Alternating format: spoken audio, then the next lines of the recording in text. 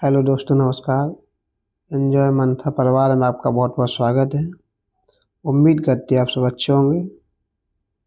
आज हम प्रश्नों की सीरीज में डीएलएड थर्ड सेमेस्टर के लिए जो हम 20 क्वेश्चन की सीरीज लेके आए हैं, उसमें हमारा पहला क्वेश्चन होगा, पर्यवेक्षण का प्रयोग किस वैज्ञानिक कौशल के विकास में प्राथमिक है। इसमें 4 ऑप्शन हैं और जो आपका सही ऑप्शन है वो है दोस्तों आपका ऑप्शन इसमें सी है ऑप्शन, डेटा इकट्ठा करना। क्या है दोस्तों? डेटा इकट्ठा करना। क्योंकि डिस्कस करने का समय नहीं है, सीधे आगे इन ऑप्शनों को आप याद करिए जो परीक्षा के उपयोग से आपके बहुत ही महत्वपूर्ण रहेंगे। तो अब हमारा नेक्स्ट क्वेश्चन है, जब नमक पानी में घुल जाता है पर गिलास पारदर्शी रहता है, यह कौन सा परिवर्तन है? तो जैसे नमक को हम पानी में घोले तो नमक पानी में विलय हो जाता है, तो पानी को विलायक और नमक को विलय कहा जाता है दोस्तों। तो अभी जो हम बात करने वाले हैं, कौन सा परिवर्तन की बात कर रहा है? तो रासायनिक परिवर्तन, भौतिक परिवर्तन, जैविक एवं ऑप्शन डी है ऊष्मीय। तो इसमें जो हमारा ऑप्शन सही होने वाला है दोस्तों वो है भौतिक परिवर्तन। भौतिक परिवर्तन में वस्तु को पुनः उसी अवस्था में लाया जा सकता है, लेकिन रासायनिक परिवर्तन में वस्तु पुनः उस अवस्था में लौट के नहीं आती है। जैसे दूध से दही का जमना, तो जो दूध का स्वाद है वो कभी भी दही में नहीं आएगा, ना ही हम दही को दूध में परिवर्तन कर सकते हैं। यानी वे केमिकल जो चेंज नहीं हो पाते हैं उनको हम रासायनिक परिवर्तन कहते हैं। अच्छा, हम बात करने वाले हैं दोस्तों क्वेश्चन नंबर 3, प्रकाश की गति वायु में लगभग कितनी होती है? प्रकाश की गति यानी प्रकाश की चाल वायु में लगभग कितनी होती है? तो अब हम सब जानते हैं, इस हमारा ऑप्शन है इसका पहला है 3 × 10⁸ मीटर पर सेकेंड। ऑप्शन बी है 1.5 × 10⁵ मीटर पर सेकेंड। और क्वेश्चन ऑप्शन सी है 30,000 मीटर पर सेकेंड। ऑप्शन डी है 3,000 मीटर पर सेकेंड। तो इस बात को हम सब जानते हैं कि जो हमारा ऑप्शन रहेगा, इसका ऑप्शन क्वेश्चन नंबर 3 का फर्स्ट ऑप्शन रहेगा 3 × 10⁸ मीटर प्रति सेकेंड। दोस्तों इसी क्रम में आगे बढ़ेंगे, हम देखेंगे क्वेश्चन नंबर 4, पौधे में प्रकाश संश्लेषण कहाँ होता है? दोस्तों तो ये बात हम सब जानते हैं कि पौधे में प्रकाश संश्लेषण होता है। पौधे होते हैं वो स्वपोषी होते हैं, क्योंकि वे पौधे स्वपोषी क्यों होते हैं? क्योंकि भोजन अपना पौधे स्वयं बनाते हैं। ये भोजन के लिए किसी दूसरे पर निर्भर नहीं रहते हैं, इसलिए पौधों को स्वपोषी कहा जाता है। और मानव है, जंतु हैं, ये सब परपोषी होते हैं, क्योंकि भोजन के लिए किसी दूसरे पर निर्भर रहते हैं, इसलिए इन्हें परपोषी कहा जाता है। तो इससे क्वेश्चन यही बनता है कि कौन से स्वपोषी क्या होते हैं, कौन होता है? तो पौधों को स्वपोषी कहा जाता है। अब बात इस क्वेश्चन नंबर 4 में करी जा रही है आपसे कि पौधे में प्रकाश संश्लेषण कहाँ होता है, यानी प्लांट में फोटोसिंथेसिस कहाँ होता है? पहला है जड़ में। जड़ तो रहती है मिट्टी के अंदर, और तने में, पत्ते में, फूल में। तो दोस्तों हमारा क्वेश्चन नंबर 4 है, उसका ऑप्शन कहाँ है? पत्ते में। सी ऑप्शन सही होगा इसका, पत्ती में होता है प्रकाश संश्लेषण क्रिया। और इसी क्रम में हम आगे बढ़ेंगे दोस्तों, तो हम देखेंगे क्वेश्चन नंबर 5, समावेशी शिक्षा का पहला कदम क्या है? क्या है दोस्तों? समावेशी शिक्षा का पहला कदम क्या है?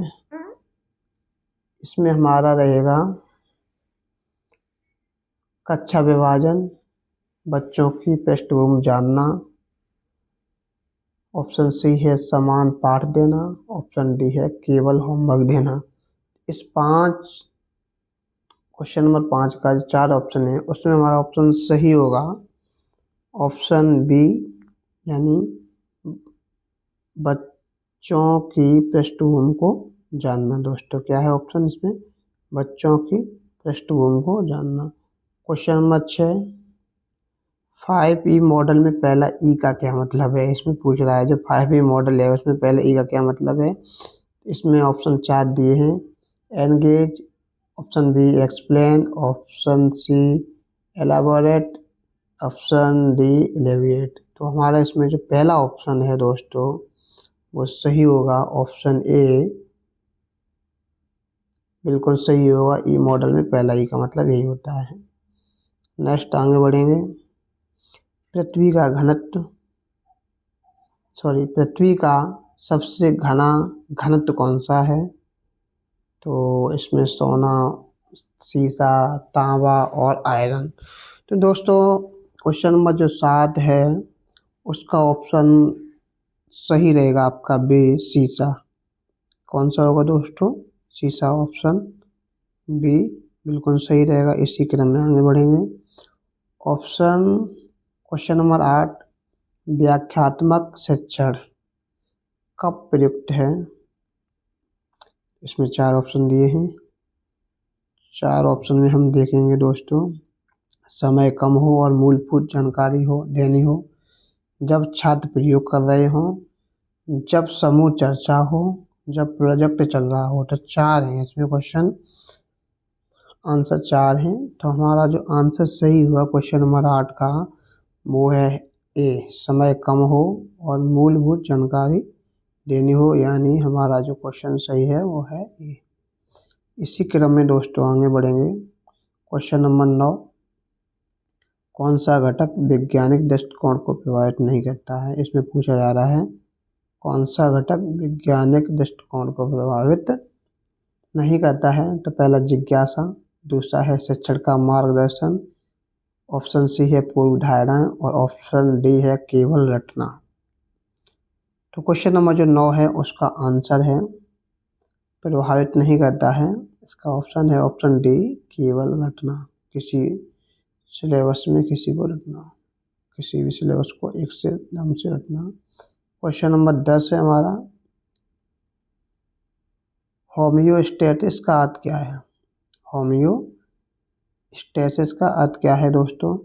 तो ऑप्शन ए शरीर का आंतरिक संतुलन बनाए रखना, तापमान बढ़ना, कोश का विभाजन होना, आनुवांशिक परिवर्तन। तो क्वेश्चन नंबर 10 है उसका हमारा जो पहला आंसर है शरीर का आंतरिक संतुलन बनाए रखना। इसी क्रम में दोस्तों आगे बढ़ेंगे। फॉर्मेटिक मूल्यांकन का उद्देश्य क्या है। फॉर्मेटिक मूल्यांकन का उद्देश्य क्या है। अंतिम परीक्षा लेना, निरंतर प्रगति करना, प्रमाण पत्र देना, ग्रेड निर्धारित करना। क्वेश्चन नंबर 11 का ऑप्शन है बी, निरंतर प्रगति करना। फॉर्मेटिव मूल्यांकन का मतलब निरंतर प्रगति करना, यानी ऑप्शन बी है जो बिल्कुल सही है दोस्तों। इसी क्रम में आगे बढ़ेंगे। क्वेश्चन नंबर 12 है, प्रयोगशाला न होने पर शिक्षक क्या करेगा। अगर शिक्षक को प्रयोग कराना है, कोई और प्रयोगशाला नहीं है, तो शिक्षक क्या करेगा। तो आभासी प्रयोग मॉडल का प्रयोग, केवल पढ़ाना, बच्चों को नोट्स लेना, व्याख्यान करना। तो क्वेश्चन नंबर 12 का है आभासी प्रयोग मॉडल प्रयोग कराएगा कुछ शिक्षक, उसी पर बेस अगर प्रयोगशाला नहीं होगी विद्यालय में तब। क्वेश्चन नंबर 13 है, सौर विकिरण का स्रोत क्या है। सौर विकिरण का स्रोत क्या है। सूर्य है, चंद्रमा है। सौर विकिरण माने जैसे हम लोग आजकल जो सोलर सिस्टम से एनर्जी प्राप्त करते हैं, विद्युत ऊर्जा बनती है, उससे आजकल ये जो नवीकरणीय ऊर्जा है, जैसे पवन चक्की का प्रयोग करना और सूर्य से जो बिजली प्राप्त होती है, जिसे हम सोलर सिस्टम से बिजली प्राप्त करते हैं, तो ये सब नवीकरणीय ऊर्जा के स्रोत हैं। पहले थे परंपरागत, जैसे कोयला से, डीजल, पेट्रोल, इनसे बिजली, यानी इनसे ईंधन के रूप में लोग एनर्जी प्राप्त करते थे, ऊर्जा लेते थे। और जो नवीकरणीय ऊर्जा स्रोत हैं इनसे प्रदूषण नहीं होता है। क्या नहीं होता है दोस्तों, प्रदूषण बिल्कुल ही नहीं होता है। तो हमारा जो क्वेश्चन नंबर 13 है उसका आंसर रहेगा दोस्तों, आपने समझ लिया होगा, सौर विकिरण का स्रोत कहाँ से है दोस्तों, सूर्य से है। ऑप्शन नंबर 1 बिल्कुल सही रहेगा हमारा। इसी क्रम में आगे बढ़ेंगे दोस्तों। समावेशी शिक्षा में भाषा कैसी होनी चाहिए। कुछ क्वेश्चन इसमें समावेशी शिक्षा के भी लगे, वो भी आपके काम के ही हैं दोस्तों। तो समावेशी शिक्षा की भाषा कैसी होनी चाहिए, जटिल होनी चाहिए, स्थानीय और सरल होनी चाहिए, केवल अंग्रेजी होनी चाहिए या तकनीकी होनी चाहिए। तो क्वेश्चन नंबर 14 का आंसर आप समझ गए होंगे, सरल और स्थानीय, यानी स्थानीय और सरल होनी चाहिए। किसी भी भाषा जितनी लोकल होगी और जितनी सिंपल होगी उतने ही बच्चों की अधिक समझ में आएगी। इसी क्रम में दोस्तों आगे बढ़ेंगे। हमारा क्वेश्चन नंबर 15 है, पूर्व ज्ञान का ध्यान रखना किस सिद्धांत से जुड़ा है। पूर्व ज्ञान का ध्यान रखना किस सिद्धांत से जुड़ा है दोस्तों।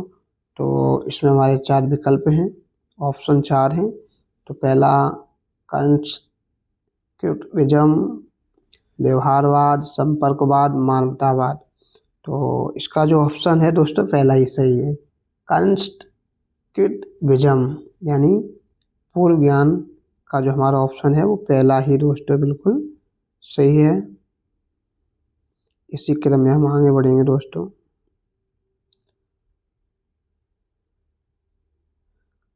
क्वेश्चन नंबर 17 की तरफ। प्रैक्टिस और पुनरावृत्ति। प्रैक्टिस का मतलब अभ्यास, पुनरावृत्ति का मतलब रिपीटेशन में क्या अंतर है। अभ्यास कर रहे हैं तो भी हम चीज़ों को बार बार पढ़ते हैं दोस्तों, और पुनरावृत्ति यानी दोहराते हैं तब भी हम किसी को बार बार करते हैं। इन दोनों में अंतर क्या है। प्रैक्टिस में सीखने का उद्देश्य होता है, ऑप्शन ए। बी, दोनों समान है। ऑप्शन सी, पुनरावृत्ति हमेशा मौखिक होती है। ऑप्शन डी, प्रैक्टिस रटने से जुड़ी होती है। तो क्वेश्चन नंबर जो 16 है उसका आंसर क्या रहेगा दोस्तों।